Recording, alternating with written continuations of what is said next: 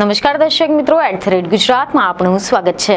તાજેતરમાં ગુજરાતના બોટાદ જિલ્લામાં કડદા પ્રથાના વિરોધમાં કપાસના મુદ્દે ચાલી રહેલ આંદોલન માટે હળદર ગામે આયોજિત આમ આદમી પાર્ટીની મહાપંચાયતનું આયોજન કરવામાં આવ્યું હતું અને આ આંદોલનના ભાગરૂપે હળદર ગામે આમ આદમી પાર્ટીના નેતા રાજુ કરપડાની હાજરીમાં આ મહાપંચાયતમાં ભારે તંગદિલી સર્જાઈ ગઈ હતી। ચાલુ સભા હતી તે દરમિયાન પોલીસ ત્યાં આવી પહોંચતા ખેડૂતો અને ગ્રામજનો તેમજ પોલીસની વચ્ચે જબરજસ્ત ઘર્ષણ સર્જાયું હતું। ત્યારબાદ ફરી એકવાર રાજુ કરપડાએ આ મુદ્દે આમરણ અનશન પર બેસવાની જાહેરાત કરી હતી અને આ સમગ્ર મામલામાં એક નામની સૌથી વધુ ચર્ચા થઈ રહી છે અને એ છે આમ આદમી પાર્ટીના નેતા તેમજ કિસાન નેતા તરીકેની ઓળખ ધરાવતા રાજુ કરપડા। તો આજે આપણે જાણીશું કે કોણ છે આ નેતા, આમ આદમી પાર્ટીમાં તેમની ભૂમિકા શું છે અને તેમની રાજકીય સફર કેવી રહી છે। તેવા અહેવાલ સામે આવ્યા છે કે રાજુ એક આક્રમક ખેડૂત નેતા છે જે વારંવાર પોતાના નિવેદનો અને પ્રતિક્રિયાઓ માટે હેડલાઇન્સમાં રહે છે। તેઓ આમ આદમી પાર્ટીના ખેડૂત પાંખના પ્રમુખ છે અને ગુજરાતમાં ખેડૂતોના મુદ્દાઓને સમર્થન આપી રહ્યા છે। રાજુએ ગુજરાતના રાજકારણમાં એક નવા ચહેરા તરીકે ઉભરી આવ્યા છે। તેઓ આમ આદમી પાર્ટીના એક અગ્રણી નેતા છે અને ગુજરાતમાં તેમની પાર્ટીને મજબૂત બનાવવા માટે કામ કરી રહ્યા છે। તેમની આક્રમક શૈલી અને ખેડૂતોના મુદ્દાઓને સમર્થન આપવાની જે ક્ષમતા છે, આ ક્ષમતાએ જ તેમને ગુજરાતના રાજકારણમાં એક મહત્વપૂર્ણ વ્યક્તિ બનાવી દીધા છે અને હાલમાં ગુજરાતના બોટાદમાં આમ આદમી પાર્ટીની સભા બાદ તેઓ ફરી એકવાર ચર્ચામાં આવ્યા છે। રાજુ એક ખેડૂત નેતા છે કે જે તેમની આક્રમક શૈલી માટે જાણીતા છે। તેઓ આમ આદમી પાર્ટીના ખેડૂત પાંખના પ્રમુખ છે અને ગુજરાતમાં ખેડૂતોના મુદ્દાઓને સમર્થન આપી રહ્યા છે। એવી ખબરો છે કે રાજુ એ મૂળ સુરેન્દ્રનગર જિલ્લાના મૂળી તાલુકાના દુધઈ ગામના વતની છે। તેઓ ખેડૂત પરિવારના છે અને ગામમાં શિક્ષિત થયા હતા।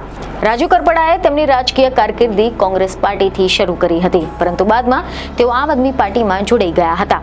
તેમના પરિવારના જણાવ્યા પ્રમાણે તેઓ 12મું ધોરણ પૂર્ણ કર્યા પછી તેમને કોલેજનું શિક્ષણ મેળવ્યું હતું અને ડેરી વ્યવસાય શરૂ કર્યો હતો। આજે તેમનો મુખ્ય વ્યવસાય ખેતી છે અને તેમના 2 પુત્રો છે। રાજુએ કોંગ્રેસ પાર્ટીથી તેમની રાજકીય કારકિર્દીની શરૂઆત કરી હતી, પરંતુ બાદમાં તેઓ આમ આદમી પાર્ટીમાં જોડાઈ ગયા હતા, જેમાં વર્ષ 2022માં આમ આદમી પાર્ટીએ તેમને ચોટીલા વિધાનસભા મતવિસ્તારમાંથી ટિકિટ આપી હતી અને તેઓ 45,937 મતોની સાથે બીજા સ્થાને રહ્યા હતા। આમ તો રાજુએ તેમના રાજકીય કારકિર્દીમાં અનેક આંદોલનનું નેતૃત્વ પણ કર્યું છે, જેમાં પાક વીમા યોજનાની વિરુદ્ધ તેમજ જમીન સર્વેક્ષણ સંબંધિત આંદોલનોનો સમાવેશ થાય છે, જેમાં પણ રાજુ સૌપ્રથમ ત્યારે લાઇમલાઇટમાં આવ્યા કે જ્યારે તેમણે પાક વીમાની એક કંપનીની સામે ખેડૂત તરીકે છેતરપિંડી થયાની પોલીસ ફરિયાદ દાખલ કરી હતી। 2018 બાદ રાજુ ખેડૂત આગેવાન સાગર રબારીની સંસ્થામાં જોડાયા હતા।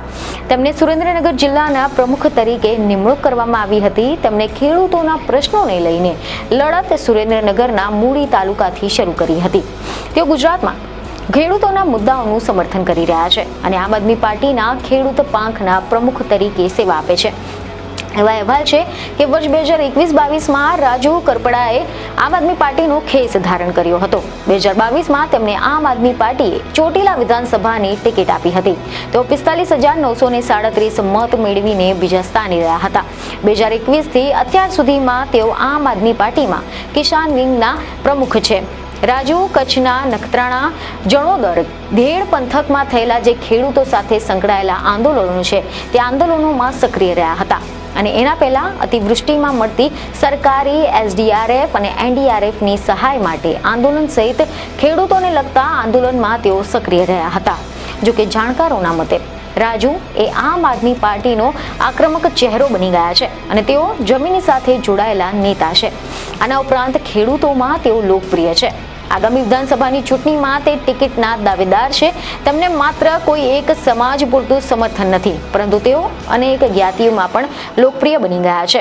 તેઓ કાયદાના જાણકાર છે અને ખેડૂતોની સમસ્યાઓ વિશે પણ સારી એવી સમજ ધરાવે છે અને સત્તાની સામે પણ ડર્યા વગર અવાજ ઉઠાવે છે, જેના કારણે ભાજપની સામે પડકાર ઊભો થયો છે। તાજેતરમાં જ બોટાદની ઘટના એ ફક્ત સ્થાનિક વિસ્તાર સુધી સીમિત રહી ન હતી, તેમને ઉપાડેલા મુદ્દાઓ સમગ્ર સૌરાષ્ટ્રના ખેડૂત સમાજને સ્પર્શતા મુદ્દાઓ બની ગયા છે. એમાં બે મત નથી. રાજુએ આક્રમક શૈલી માટે અને ખેડૂતોના મુદ્દાઓને સમર્થન આપવાની જે ક્ષમતા છે તેના કારણે ગુજરાતના રાજકારણમાં હવે મુખ્ય વ્યક્તિ બની ગયા છે. તેઓ આમ આદમી પાર્ટીના અગ્રણી નેતા છે અને આની સાથે જ ગુજરાતમાં તેમની પાર્ટીને મજબૂત બનાવવા માટે પણ સખત મહેનત કરી રહ્યા છે. હવે આપણે વાત કરીએ કે રાજુ પર થયેલા કેસ અને વિવાદો વિશે. તેવા અહેવાલો છે કે ચૂંટણી પંચ સમક્ષ તેમને 2022માં દાખલ કરાયેલી એફિડેવિટ મુજબ તેમની સામે 3 જેટલા ફોજદારી કેસો પેન્ડિંગ છે અને આ ત્રણેય કેસોનું ટૂંકું વર્ણન એક કૌટુંબિક ઝઘડો તરીકે કરવામાં આવ્યું છે. પ્રથમ 2 કેસ એ મૂળી પોલીસ સ્ટેશનમાં નોંધાયેલા છે અને ત્રીજો કેસ ચોટીલા પોલીસ સ્ટેશનમાં નોંધાયેલો છે. તેમણે સ્પષ્ટ કર્યું છે કે કોઈ પણ કેસમાં તેમને ગુનેગાર ઠેરવવામાં નથી આવ્યા. જોકે પ્રથમ કેસમાં તેમની સામે દેવાયત ખવડ જે સહ આરોપી રહેલા છે તેમજ ચોટીલા એફઆઈઆરમાં તેમનું નામ સામેલ હતું. તાજેતરમાં બોટાદમાં થયેલી હિંસા મામલે પણ એફઆઈઆરમાં તેમનું નામ મુખ્ય આરોપી તરીકે દાખલ કરવામાં આવ્યું છે. જોકે આ સિવાય રાજુની સામે અનેક આરોપો પણ લગાવવામાં આવ્યા છે, જેમાં એવા સમાચાર સામે આવ્યા છે કે અરાજકતા ફેલાવી અને ખેડૂતોને ઉશ્કેરવાનો સમાવેશ કરવામાં આવ્યો છે. ગુજરાત ભાજપના પ્રવક્તા યજ્ઞેશ દવેએ પણ આરોપ લગાવ્યો છે કે રાજુ એ આમ આદમી પાર્ટીના અન્ય નેતાઓની સાથે મળીને અરાજકતા ફેલાવી રહ્યા છે અને તેમના રાજકીય એજન્ડાને આગળ વધારવા માટે નિર્દોષ ખેડૂતોનો ઉપયોગ કરી રહ્યા છે. મહત્વનું છે કે આમ આદમી પાર્ટીના અગ્રણી નેતા હાલ તો રાજુ બની ગયા છે અને ગુજરાતમાં પાર્ટીને મજબૂત કરવા માટે પણ કામે લાગ્યા છે અને તેમની આક્રમક શૈલી અને ખેડૂતોના મુદ્દાઓ માટે લડવાની જે ક્ષમતા છે આ ક્ષમતાએ જ તેમને ગુજરાતના રાજકારણમાં હાલ તો ચર્ચિત વ્યક્તિ બનાવી દીધા છે. રાજુ એક આક્રમક ખેડૂતના નેતા છે જે ગુજરાતમાં ખેડૂતોના મુદ્દાઓ માટે લડી રહ્યા છે અને હવે આગામી વિધાનસભાની ચૂંટણીમાં રાજુ કરપડાની શું ભૂમિકા ભજવશે તે જોવાનું રસપ્રદ રહેશે. પરંતુ આ અંગે તમારું શું કહેવું છે તે અમને કોમેન્ટ કરીને જરૂરથી જણાવો. બીજને ખબર સાથે ફરી મળીશું. ધન્યવાદ.